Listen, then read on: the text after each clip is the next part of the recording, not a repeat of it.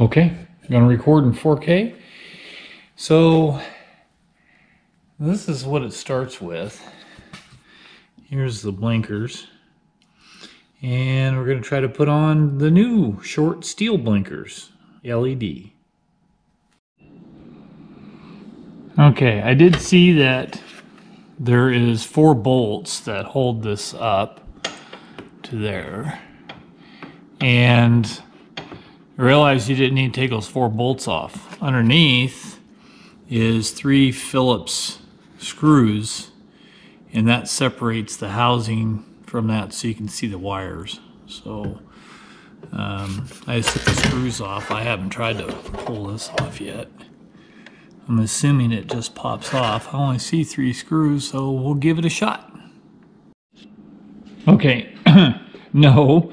You do have to take this off because there's 3 screws underneath that hold the interior cover, but there's 2 screws on top to release. What did I do with it?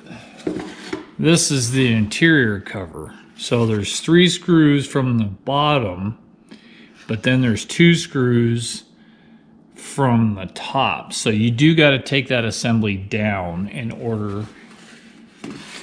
I was prying on, I think there was clips or something. And anyways, in order to expose the wires. And yeah, so we're going to take one of those off. We'll cut those zip ties and see how one blinker looks.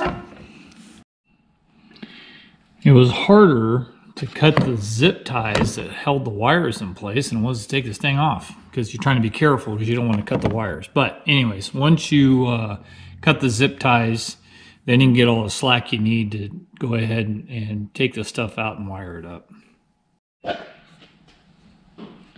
Man, those are super bright. Holy smokes.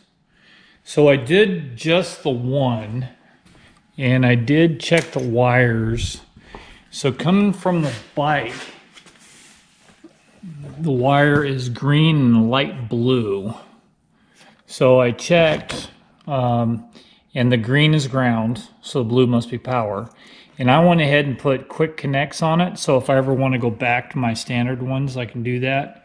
So I checked, and they work. So I'm just going to set up the other one, and then I'll probably put some, I have some of that liquid electrical tape, and I might put a little bit on there or some silicone or something just to make sure that it's waterproof.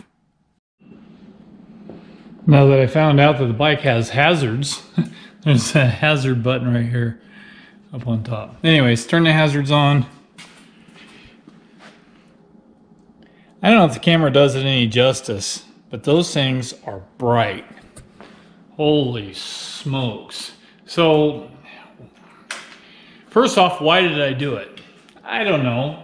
It looks kind of cool being narrower, streamline maybe? I don't know. They look smaller, they look nice. They're not big where rocks and stuff are gonna hit them. I'm gonna go ahead and keep the original ones, and I did leave it long enough so I could put ends on it. I went ahead and put crimped on ends on them, so that way if something happens, I can go through and, you know, change it out again. So, oh, what did I use? So 5/16 little socket to drop the plate down worked out pretty good. I think that's maybe like an 8mm or something like that, but 5/16 worked out good. And then I used 2 adjustable wrenches to one to take it off, but 2 to hold it, because these aluminum streamline ones, you have to hold the light. They're flat on the ends, so you can hold that and then turn the nut on the inside. Now, as far as hardware goes, it came with hardware, but the shaft diameter is slightly smaller. It's like 5/16 versus 3/8. So I used the washer from the original set and the lock washer to be on both sides of that hole so it wouldn't slop around and it would get a good sandwich and pinch those down. So yeah, it worked out pretty good. It took me like an hour, but I was taking my time. Now the ends that came with it, So I don't know if you can see this, but there are little bullet ends that came on the wiring of the new LED lights. That came with it. If you have small females and you can put them onto the bike plug side, that would make it easier. I didn't have any of those small ones. They're not like your normal ones that you'd find in your crimp box like I have. But anyways, so I just went ahead and put male and female butt connectors on them. So that way if something happens and I need to change it, I still can. But if you have the real small female ones, you can put those on the bike and then plug these in and out. That'd make that easy. So one side was a blue to identify like the driver's side, and the other one was like orange or something. That must be the passenger side, but green was ground. So, all right, worked out pretty good.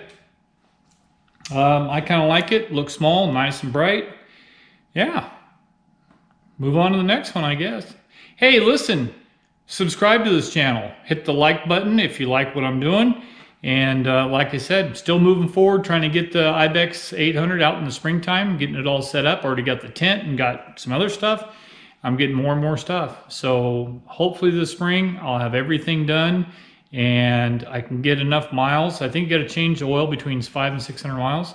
Change out everything for the break-in process. And we'll get that done. So if you guys have any questions, comments, concerns, leave them down below. And I'll see you next time on Two-Way Wolf.